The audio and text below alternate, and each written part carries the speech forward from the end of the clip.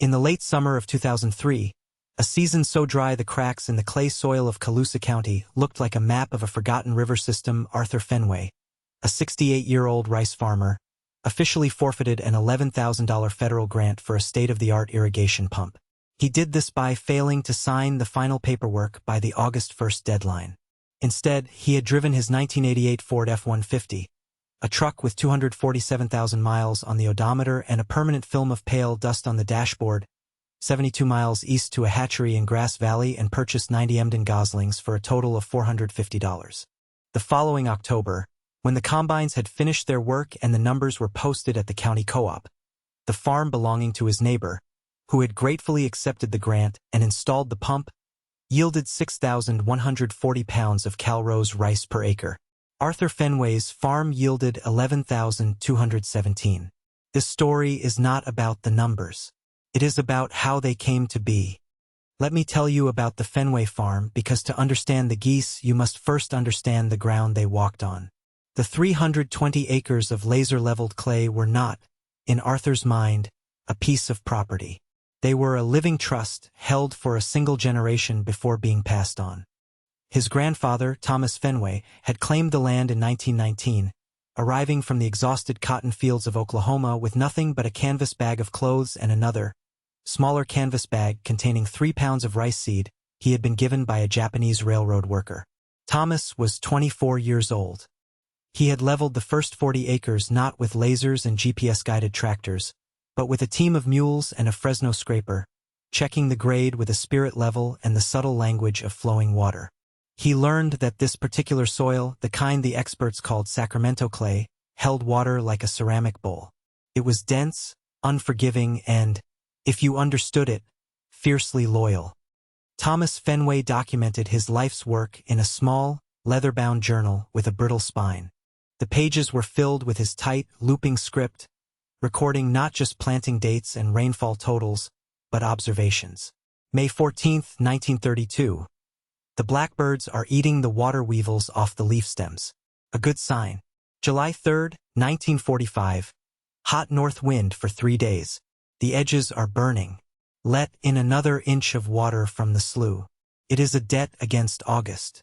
September 21, 1958. The crawdads are thick in the ditches this year. The boy, Arthur's father, John, thinks they are a pest. I told him the crawdads only thrive when the water is clean. They are not the problem, they are the report card. Arthur inherited the farm at the age of 35, when his father died suddenly of a heart attack in the middle of planting season. He also inherited the journal. He was known in the county for 2 things: the straightness of his levees and his habit of walking them every single evening, from April to September, his hands clasped behind his back. He didn't walk to inspect for leaks or squirrel damage, though he saw those things. He walked to listen.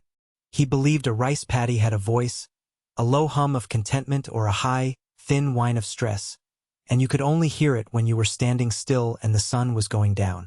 Arthur Fenway was 68 years old, had been farming this specific plot of land for 51 years, and was known for his profound, almost geologic patience. His physical description was unremarkable. He was a man shaped by his work. His hands were thick, his face was deeply lined from the sun, and he wore the same uniform every day. Faded denim jeans, a light blue work shirt, and a worn baseball cap from a seed company that had gone out of business in 1994. His posture, however, was what people noticed. He stood and walked with a rooted stillness, as if he were a part of the landscape rather than a temporary occupant of it. The farm was more than just land. It was a repository of inherited practices. The seed bags were still made of canvas, sewn by his wife, Eleanor, on a machine her grandmother had used. He still practiced a 7-year rotation, leaving a different section of the farm fallow each year to grow vetch and clover, which he would then plow back into the soil. His neighbors had abandoned that practice in the 1980s in favor of chemical fertilizers that promised maximum yield every single year. They got it too, for a while. But Arthur remembered a line from his grandfather's journal, written in 1938 after a government agent had tried to convince him to use a new ammonium nitrate fertilizer. A man who borrows from the soil every year without repayment will one day find his creditor is bankrupt. Arthur's methods were not sentimental. They were, to him, the result of a long and careful experiment conducted over 3 generations. The farm was the laboratory, and the journal was the record of its findings. In the spring of 2003, the creditor was calling in its debts all over the Sacramento Valley. A second consecutive year of low snowpack in the Sierra Nevada meant that water allocations from the Colusa Canal were being cut by 30%. The price per acre-foot was projected to rise from an already painful $65 to over $100. For a rice farmer, who typically uses 5 acre-feet of water to produce a single acre of rice, this was not an inconvenience. It was an existential threat. The cost of water, which had been a stable 15% of a farmer's overhead for decades, was suddenly on track to become 40% or more. The math was becoming impossible. It was in this climate of quiet panic that the government stepped in with a solution. Let me tell you about the solution because it was beautiful in its logic. The Federal Water Conservation Initiative was a $5 million program designed to help farmers in the region upgrade their irrigation systems. The centerpiece of the program was a subsidized grant for the purchase of the Aquaflow 7200, a variable frequency drive irrigation pump. The man tasked with convincing the farmers of Colusa County to sign up was Mark Rinslow. Mark was 32 years old, had a Master of Science in Agronomy from the University of California, Davis, and he was exceptionally good at his job. He was tall, wore crisp khaki pants and a polo shirt with a government logo, and he exuded an unshakable confidence that came from knowing, with absolute certainty, that his data was correct. He was not a salesman. He was an evangelist for efficiency. On March 14, 2003, Mark Rinslow stood at a podium in the Colusa County Community Hall, a low-slung building that smelled of stale coffee and industrial floor wax. In front of him sat 80 or 90 farmers, most of them over the age of 50, their faces etched with the same worry. Behind him, a projector displayed a PowerPoint slide filled with charts and graphs. "Gentlemen," he began, his voice clear and steady, "we can't make it rain, but we can control how we use the rain we get." He walked them through the numbers. The average rice farmer, he explained, was losing between 15% and 20% of their water to evaporation and overapplication. The Aquaflow 7200 used a series of soil moisture sensors, connected wirelessly to a central controller, to deliver precisely the right amount of water to each check or paddy at precisely the right time. It ramped up flow in the morning and eased off during the heat of the day to minimize evaporation. Could be controlled from a laptop or a smartphone. "The data is clear," Mark said, clicking to a slide showing a steeply rising line graph. "With this system, you can expect a minimum water savings of 18%. For a 300-acre farm, that's a direct cost savings of over $8,000 in a single season. The pump costs $12,450 to install. The grant covers $11,000 of that. Your out-of-pocket cost is less than $1,500. Your first-year return on investment is over 500%. He paused to let the number sink in. A low murmur went through the room. This was the language they understood. It was a lifeline. He explained that the pump not only saved water but also created a more stable growing environment, which would lead to more consistent yields. He showed them thermal images of a conventionally watered field next to one managed by an Aquaflow system. One was a patchwork of blues and greens. The other was a perfect, uniform sea of cool blue. "This isn't just about surviving a drought," he concluded. "This is about building a more resilient, more profitable farm for the future." When he finished, there was a smattering of applause. In the back, Arthur Fenway sat perfectly still, his hands resting on his knees. His son, David, sitting next to him, was leaning forward, his expression a mixture of hope and excitement. David was 42 years old and had been working alongside his father his whole life. He loved the farm, but he was tired of the constant, grinding uncertainty. He saw the pump not just as a tool, but as a release from anxiety. After the presentation, as farmers crowded around a table to pick up application forms, Mark Rinslow made his way to the back of the room. He had a list of the largest and most respected farmers in the county, and Arthur Fenway's name was at the top. Getting him on board would create a ripple effect. "Mr. Fenway," he said, extending a hand. Mark Rinslow. "I hope you found the presentation informative." Arthur shook his hand. His grip was firm, dry, and brief. "It was very clear," Arthur said. David jumped in, his voice eager. "It's a fantastic opportunity, Dad. We have to do this." He turned to Mark. "We'll take a form." Mark smiled. "I'm glad to hear it. With your acreage, the savings would be substantial. The system is incredibly reliable. We're seeing a mean time between failures of over 9,000 hours." Arthur looked at Mark, his eyes calm and direct. It wasn't a hostile gaze, but it was deeply penetrating, as if he were assessing the soil quality of the man's arguments. He asked a question that wasn't on the PowerPoint slides. "What does the pump do for the weeds?" Mark was momentarily thrown. "The weeds? Well, by optimizing water levels, you can create a less favorable environment for certain types of watergrass, but it's primarily an irrigation tool. You'd continue your standard herbicide protocol." Of course, Arthur nodded slowly. "So you save the water, but you still buy the chemicals?" "Yes," Mark said, a little defensively. "The goal is to isolate and optimize one variable, water consumption, which is currently the most pressing economic factor." "What about the soil?" Arthur asked. "The life in it?" Mark's professional smile tightened. "The pump doesn't directly impact soil microbiology, Mr. Fenway. It's a closed system. It delivers water. That's its function." It was then that Arthur Fenway gave his answer. He said, "No, thank you. We won't be needing the pump." David's face fell. He looked at his father, his expression a mix of disbelief and fury. "Dad, it's practically free. Everyone is signing up. It's the smart thing to do." Arthur turned his calm gaze from Mark to his son. "It's not free, David. The cost is just hidden." He didn't raise his voice. He didn't argue. He simply stated it as a fact, like a man announcing the time of sunset. Mark Rinslow, ever the professional, just nodded. "Well, the offer stands until August 1st. Feel free to give me a call if you reconsider." He handed a business card to David, who took it like a man accepting a condolence. As they walked to the truck in the fading light, David's frustration boiled over. "I don't understand you, Dad. For years you've talked about saving money, about being careful. A man offers to hand you $8,000 a year, and you just say no? Because of what? Weeds? Microbes?" Arthur stopped, his hand on the door handle of the old Ford. He didn't look at his son. He looked west toward his land. "Your great-grandfather wrote something in his journal in 1948, he said, his voice quiet. He was looking at a new tractor somebody had bought. A big, fancy one. He wrote, "Every new machine solves a problem you can see and creates a problem you can't. That pump. It solves the water problem. I'm not sure what problem it creates yet, but I know it's there. It makes the farmer dumber.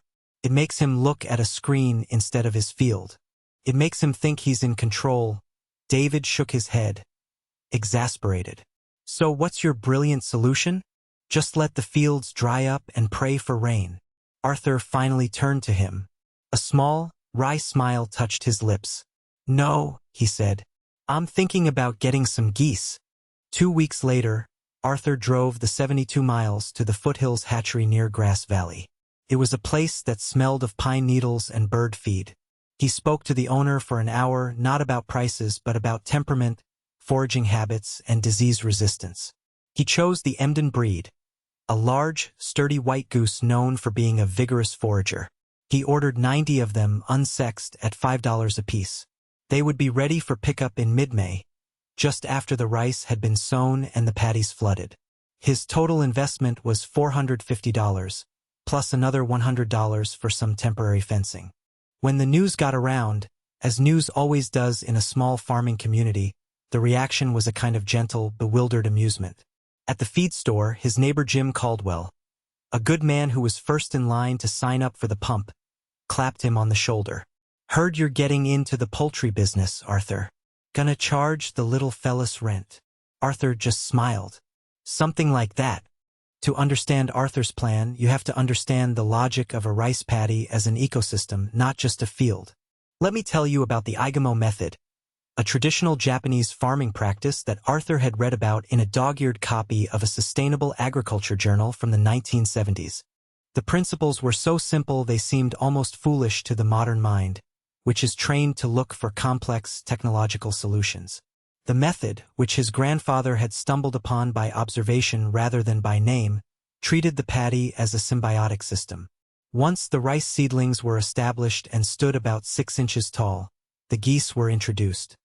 The goslings at that age are voracious eaters, but their soft bills cannot damage the tough, silica-rich stalks of the young rice plants.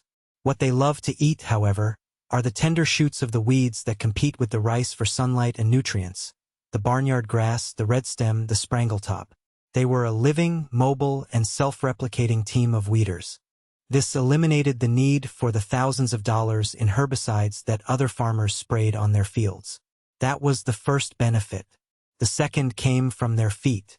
As the 90 geese paddled and swam through the shallow water all day, their feet churned up the mud. This constant disturbance had two effects. It uprooted nascent weeds before they could take hold, and, more importantly, it oxygenated the water and the soil. The stirring action released nutrients locked in the clay and stimulated the root growth of the rice plants, making them stronger and more robust. It was a form of constant, gentle tilling that no machine could replicate. The third benefit was the most direct. The geese, of course, defecated in the water. Their droppings were a perfectly balanced, slow-release fertilizer, rich in nitrogen and phosphorus. Instead of a single, massive application of chemical fertilizer in the spring, Arthur's field received a steady, metered dose of organic nutrients every single day, delivered directly to the root zone of the plants. The geese were not a tool. They were a partner. They were the weeding crew, the aeration system, and the fertilization service all rolled into one. They replaced 3 of the most expensive inputs in rice farming: herbicides, fuel for tilling, and chemical fertilizers. And the water? The constant activity of the geese on the surface of the water created a living mulch that reduced evaporation from the sun and wind, the very problem Mark Renslow's $12,000 pump was designed to solve. When David read the article Arthur showed him, he was skeptical. "Dad, this is from Japan. Their farms are 2 acres. We have 320. And this is from 1978. Things have changed." Arthur just tapped the page. The sun hasn't changed. The water hasn't changed. The nature of a goose hasn't changed. By mid-June, the contrast between Arthur's farm and Jim Caldwell's farm next door was stark. Jim's property was a showpiece of modern agricultural efficiency. The new Aquaflow 7200 sat on a concrete pad, humming quietly. His fields were a flawless, uniform carpet of vibrant green, the water level in each paddy managed by a computer algorithm to within a fraction of an inch. There wasn't a weed in sight. He had done a single, powerful herbicide application in May, and the field was sterilely perfect. It was a testament to the power of control. Arthur's fields looked, to the untrained eye, messier. The rice plants were healthy, but the water was not as clear, stirred up by the constant motion. And moving through the green stalks were 90 points of bright white. The geese, now nearly full-grown, moving in a slow, deliberate flotilla as they went about their work. They were noisy, they were chaotic, but they were incredibly thorough. David, despite his intellectual understanding of the Igamo method, found the comparison deeply unsettling. Jim's field looked like the future. His father's field looked old. One afternoon in early July, Mark Renslow's government-issued sedan pulled up on the gravel road separating the 2 properties. He got out and leaned against the fence, looking at Jim's perfect field, a satisfied smile on his face. Then he looked at Arthur's. He watched the geese for a long time, his expression one of polite scientific curiosity, the kind a biologist might afford a strange new species. Arthur was walking the levee and came over. "Mr. Fenway," Mark said, nodding a greeting. "Quite an experiment you're running." "Not an experiment," Arthur replied quietly. "Just farming." Mark gestured with his chin toward the geese. "What's your input cost on those things?" "Feed. Immagine." "They feed themselves," Arthur said. On the weeds. And the insects. I give them a little cracked corn in the evening to keep them friendly. And what's your projected yield? Mark asked, pulling out a small notepad, the consummate data collector. Don't have one, Arthur said. The field will decide. I just give it what it needs. Mark looked back at Jim's field, then at Arthur's. He gave a small, almost imperceptible shake of his head. It wasn't a gesture of judgment, but of pity. He saw a man clinging to an obsolete, romantic notion in the face of overwhelming economic and climatological reality. Well, Mark said, closing his notebook, I wish you the best of luck with it. He got back in his air-conditioned car and drove away, leaving Arthur standing in the quiet heat. The only sounds the quacking of the geese and the hum of his neighbor's very expensive pump.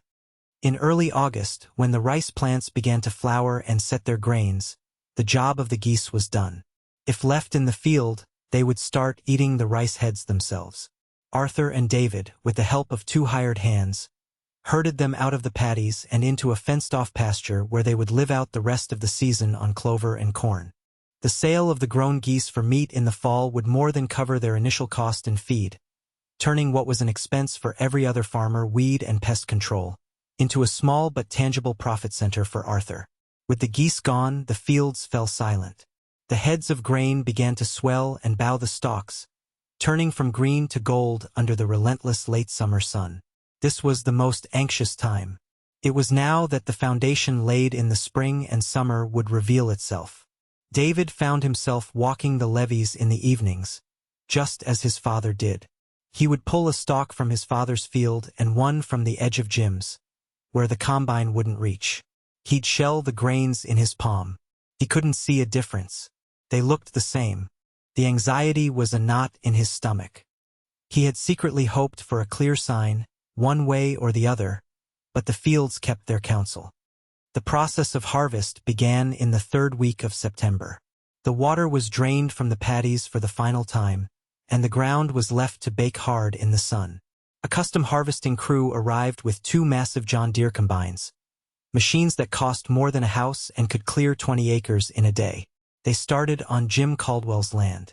The machine moved in steady, relentless lines, its header reeling in the golden stalks, its internal threshers separating the grain from the straw, a plume of dust and chaff trailing behind it. An auger poured a steady stream of rice into a bank-out wagon that drove alongside. When Jim's 300 acres were done, the crew moved across the road to Arthur's. The process was identical. The same machines, the same crew, the same methodical pattern. Standing on the levee, Arthur watched with his usual calm. He'd done this for more than 50 years. He knew that his work was over. The numbers were already made, locked inside the million tiny hulls of grain. All that was left was the counting. The grain from the bank-out wagon was augured into large trucks, each holding approximately 50,000 pounds. A sample was taken from each truckload to test for moisture content. The price paid would be adjusted to a standard 14% moisture level, and then the trucks were weighed, both full and empty, on the certified scale at the farm's entrance. David stood with the weighmaster, watching the red digital numbers settle. He wrote them down on a clipboard, his hands sweating. He did the math, subtracting the empty weight, converting to pounds per acre. He did it 3 times. He didn't say anything to his father. He just handed him the clipboard. Arthur glanced at the final figure. He nodded once, a small, quiet affirmation. Then he said, "Let's go to the co-op." The Colusa County Rice Growers Cooperative was a cavernous metal warehouse on the edge of town. During harvest, it was the social and economic center of the universe. The air was thick with the sweet, dusty smell of raw grain and the faint tang of diesel fumes. Farmers who had spent the last 6 months in relative isolation now stood together in small groups, leaning against pickup trucks, drinking coffee from styrofoam cups, and talking in the low, tired tones of men who have finished a long and difficult piece of work. There was a large whiteboard near the main office, and as each farm's final, certified numbers came in from the co-op's main scale, a young woman would write them up with a dry erase marker. It was a ritual of public accounting. Your year's work, your decisions, your luck. All of it was distilled into a single number, posted for all your neighbors to see. There was no judgment, only a shared understanding of what the numbers meant. A number above 8,000 pounds per acre was a cause for celebration. A number below 6,000, in a drought year, was painfully common and deeply respected as a sign of a hard fight against bad odds. Jim Caldwell's name was already on the board. His farm, Caldwell and Sons, had produced an average of 6,140 pounds per acre. A solid, respectable number. The pump had done its job. It had saved him from disaster. He had weathered the drought. Men patted him on the back. He had made the smart choice, and it had paid off in a year when many others had not. Arthur and David walked in. A few men nodded to them. Someone asked Arthur, "How'd the birds do for you, Art?" The question was friendly, without malice. Arthur just smiled and said, "We'll see." They handed their paperwork from the farm scale to the office. The official co-op weigh-in and moisture tests would happen over the next day, but the farm numbers, if the scale was certified, were usually accurate. The young woman took the paper, did a quick calculation on her adding machine, and then walked to the whiteboard. She uncapped her blue marker. She wrote Fenway on the left side of the board. Then she wrote the number, 11,217. She stepped away from the board. For a moment, nobody seemed to notice. The low murmur of conversation continued. Then one farmer, standing near the board, stopped talking. He squinted at the number. He leaned in closer as if checking the penmanship. He turned to the man next to him and pointed. The man looked and his jaw went slack. Slowly, like a wave moving through the room, the conversation sputtered and died. Heads turned. People moved closer to the board. A space cleared around it, as if it were an object of immense power. They stared at the name and they stared at the number next to it. 11,217. It wasn't just a high number. It was an impossible number. It was nearly double the county average. It was the kind of number you might get once in a lifetime, in a year with perfect rainfall, mild temperatures, and no pest pressure. To get that number in a drought year, it was nonsensical. It violated the known laws of their universe. For the first time in an hour, the only sound in the warehouse was the hum of the fluorescent lights. Jim Caldwell was the first to speak. He walked up to Arthur, his face a mask of pure, unadulterated shock. He didn't ask how. He asked why. Why, Arthur? It was the question of a man whose entire worldview had just been shattered. Arthur looked at his neighbor, a man he had known his entire life. "You were managing your water, Jim," he said, his voice soft. "I was helping the field manage itself." The other farmers crowded in, not with congratulations, but with the urgent, insistent questions of men who knew they had just witnessed something fundamentally important. They asked about the breed of goose, the number per acre, the timing, the feed. Arthur answered each question patiently, without a hint of pride or vindication. He was not a preacher. He was just a farmer sharing his notes. In the middle of the crowd, unnoticed for a moment, was Mark Renslow. He had come to the co-op to gather final data, to quantify the success of the Aquaflow pump program. He stood in front of the whiteboard, holding his own clipboard, which was filled with the neat columns and predictable results of the program participants. He looked at the 6,140 next to Caldwell's name, a number his models had predicted almost exactly. Then he looked at the 11,217 next to Fenway's. He stared at it for a full minute. He looked at the number, then at his spreadsheet, then back at the number. The world of his data, a world of controllable variables and predictable outcomes, had been invaded by a fact it could not explain. He walked over to Arthur, his face pale, his usual confidence gone, replaced by a raw, naked curiosity. "My data doesn't. This isn't possible," he stammered. "The water savings from the Geese can't account for a yield increase of this magnitude. It doesn't make sense." Arthur looked at the young man who had, months earlier, pitted him. "That's because you've been measuring the wrong thing," Arthur said. "You think the farm is a factory. You change one input, you get a predictable output. But a farm is a community. The geese didn't just save water. They weeded the field. That saved the rice from competition. Their droppings fertilized the soil. That fed the rice. Their paddling oxygenated the water. That strengthened the roots. You can't measure one of those things. You have to measure all of them. But they're all connected. Your data measures water. It doesn't measure life. Mark Renslow said nothing. He just stood there, holding his clipboard, a man who had come with answers and had found only a much deeper question. On the drive home, the cab of the old Ford was silent. David drove, his eyes on the road, his mind replaying the scene at the co-op. After several miles, he pulled the truck over to the side of the gravel road, next to one of their now golden, harvested fields. He shut off the engine. The silence was absolute. "Dad," he said, his voice thick with emotion. I'm sorry. "I was wrong." Arthur looked at his son. He saw not a 42-year-old man, but the boy who had followed him through these fields, his small hand in his. He reached over and put a hand on his son's shoulder. "You weren't wrong to want a better way," he said. "You just looked for it on a screen. The answer was in the soil the whole time." He looked out at the field, at the stubble shining in the afternoon light. "This land knows how to farm," he said. "All we have to do is listen." The story of the 11,217 pounds did not cause a revolution, but it started a slow, quiet insurrection against the tyranny of conventional wisdom. The next spring, 5 of Arthur's neighbors, including a chastened Jim Caldwell, did not install pumps. They bought geese. The year after that, it was 15 farms. The Foothills hatchery had to double its breeding stock of Embden geese.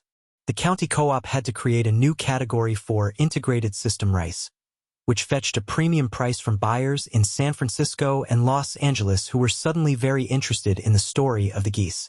The Aquaflow 7200 was still a fine piece of machinery. Many farmers used it and were happy with it, but it was no longer seen as the only solution. The conversation in Colusa County had changed. It had expanded to include not just efficiency, but resilience. Not just inputs, but relationships. Mark Renslow quit his government job a year later. The story is that he went to work for a nonprofit that promoted sustainable agriculture. He spent less time with spreadsheets and more time on his knees, crumbling soil between his fingers, learning to listen. David Fenway took over the day-to-day operations of the farm. He never lost his appreciation for technology.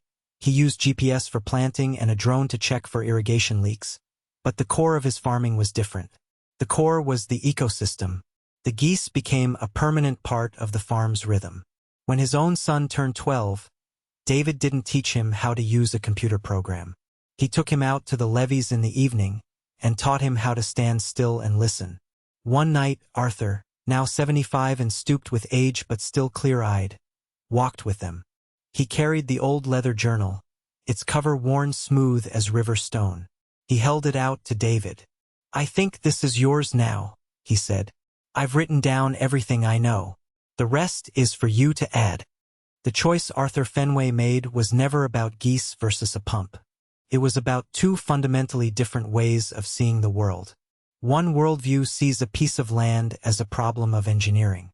It is a factory floor to be optimized, its variables isolated and controlled. It seeks to impose order and predictability on a complex system, and it does so by simplifying it. It replaces the messy, chaotic wisdom of a living community with the clean, elegant logic of a machine. It is a worldview that is powerful, effective, and deeply fragile. Because when a problem arises that the machine was not designed to solve, it has no answer. The other worldview sees that same piece of land as a community of living things. It believes that health comes not from control, but from connection. It understands that the soil, the water, the plants, the birds, and the farmer are not separate variables to be managed, but partners in a shared enterprise. It does not seek to impose order, but to foster the conditions from which order can emerge. It is a worldview that is slower, messier, and infinitely more resilient. What survives over the long arc of time is not what is most efficient in a perfect year, but what is most adaptable in a difficult one. What is rigid breaks. What is alive and what is part of a community endures.